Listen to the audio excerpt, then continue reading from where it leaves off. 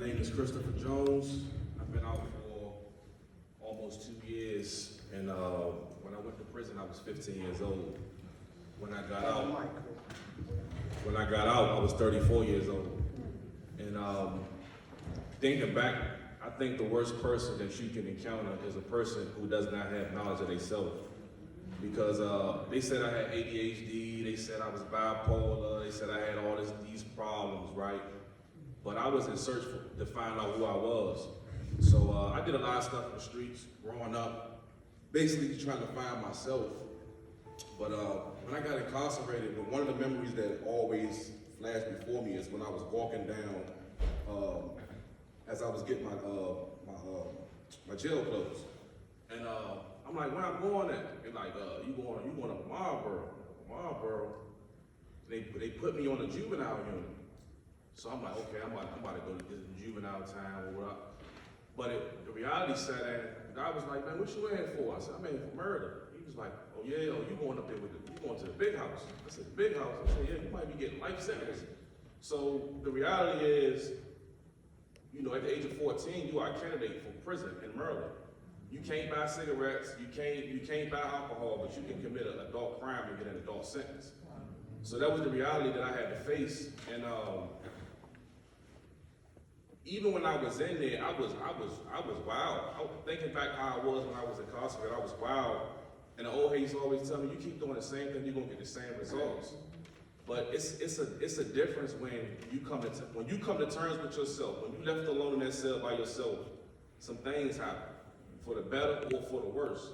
So I started to believe and stuff like that, and then I started I was dealing with a lot of mental,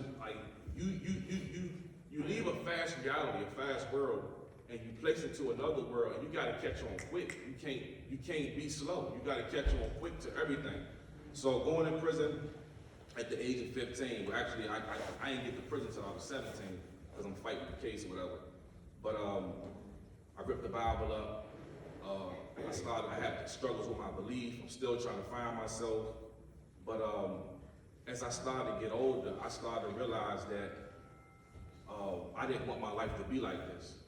And the core of it was, you know, just trying to find out who am I? You know, I could blame my environment. I had my mother and father. I grew up around Southeast, then I moved to Maryland.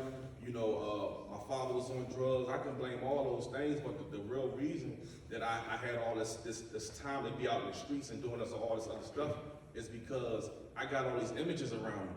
I got all these elements around me, and then I'm being pulled this way. I'm out here stealing cars. I'm being pulled this way. I'm out here selling coke. I'm out here selling weed. You feel what I'm saying? I'm in the go-go's. I'm everywhere because I don't know where I should be. You feel what I'm saying? I'm in so many different places. I just need a manual to give me an example. What should I be like?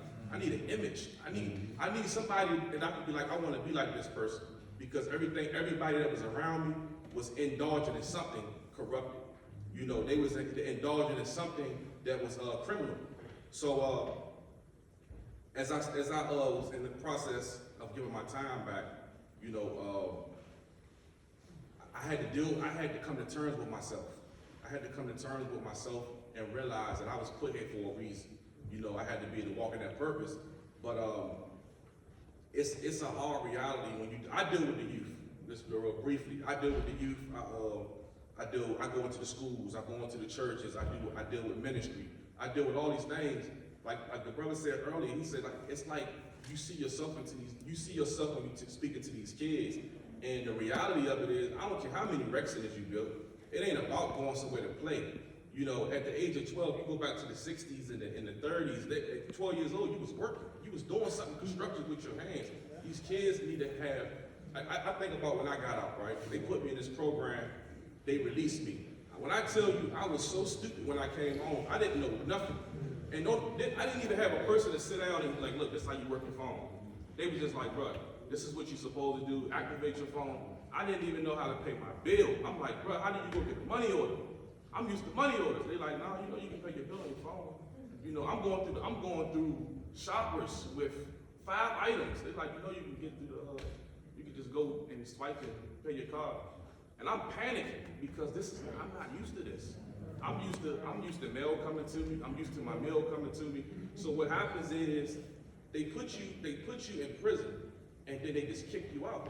Like, my biggest thing is when people get out, they need housing. They need somewhere to live, because guess what? When you're living with a relative, they're gonna let you be cool for about 2-3 weeks. The reality gonna say, look, these bills. You know what I'm saying? How long you gonna be here?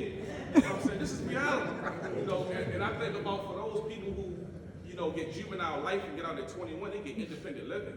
They get a home to live in for 6 months. So when you're dealing with somebody that's coming home, your mind racing, we by nature are go-getters. Whether you're gonna go get it in the streets or you're gonna go get it another way. So that's why so many people return back, because you're dealing with, I got this bill, that bill, this bill, and you want a time frame. So you're like, man, I gotta bust this move. You feel what I'm saying? So that's all we know. So now, it's in our nature. So now, coming home and realizing that this is what we are missing. We got all this money, but guess what? We're not putting it in the right places.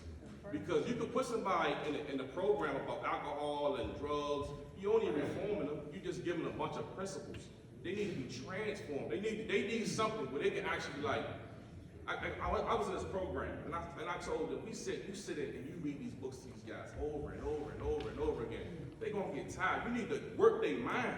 Have them out doing something, because once you learn how to work with your hands, it's going to always be an ability where you can say, well, you know what, this job didn't work out, I can go back to working with my hands again, because I knew that's something you can never take away from a person. You feel what I'm saying? So me, when I came home, I was buying storage units, I'm on Marketplace, I'm cutting hair, I'm a barber now, you know, but it was hard, man. It was very hard when I got out, you know, and I'm just letting you know that this is what we got to face with. You know, it's a lot of stuff that's missing. But I'm long-winded, so I'm not going to. That's why I'm trying to say, hey, Chris. But I understand, you know, with all the panels, we really can't cover what needs to be covered, but I'm open to